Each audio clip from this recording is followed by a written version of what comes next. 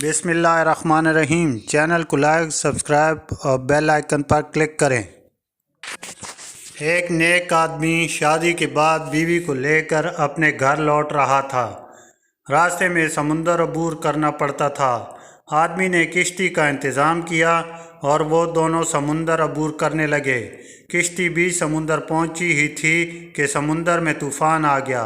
इस सूरत हाल में बीवी का खौफ से बुरा हाल हो गया, लेकिन आदमी ऐसे इत्मीनान से बैठा रहा जैसे कुछ गैर मामूली नहीं हो रहा। ये देखकर बीवी को हैरत हुई। वो गुस्से में चिल्ला उठी, आपको नज़र नहीं आ रहा? तूफ़ान किश्ती को डुबोने लगा है।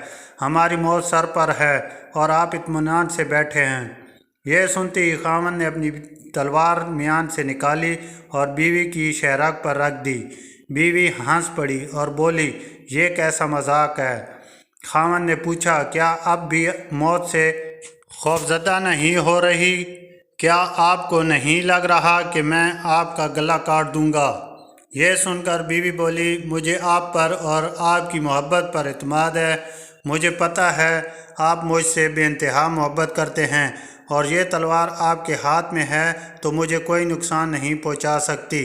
यह सुनकर खामन बोला, जैसे आपको मेरी मोहब्बत पर इत्मीनान है वैसे ही मुझे अल्लाह की मोहब्बत पर यकीन है, और ये तूफ़ान भी अल्लाह के हाथ में है। वो चाहे तो इसे रोक ले या किश्ती डुबो कर भी हमें बचा ले। याद रखो, अल्लाह जो भी फ़ैसला करे वो हमारे हक़ में बेहतर है।